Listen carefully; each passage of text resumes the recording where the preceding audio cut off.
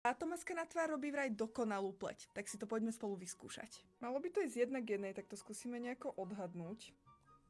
Tak to nejak to vyzerá. Myslím si, že toto je príliš tuhé. Začína to byť lepšie.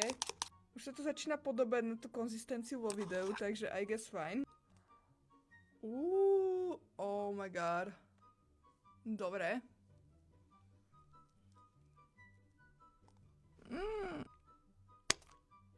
No to funguje.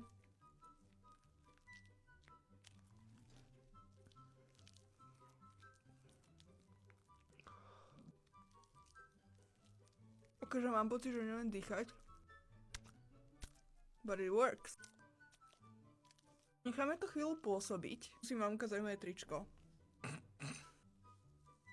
Ťažko sa to dáva dole, poviem pravdu. Nakoniec sa mi podarilo to dať nejakým štýlom dole. Musím povedať, že na pleti mám fakt úžasný pocit. A to je, že skvelá príprava na make-up. Vidíte tu túto textúru? Keď sa jej dotknem, tak úplne cítim hladké všetko. Za mňa toto rozhodne stojí za ten neporiadok, ktorý s tým narobíte. Poďme si porovnať pred a po. A fakt mám pocit, ako keby moja pokožka bola taká sklenená teraz. Toto, vidíte? Jak sa to leskne? Mega. Za mňa táto maska 10 z 10.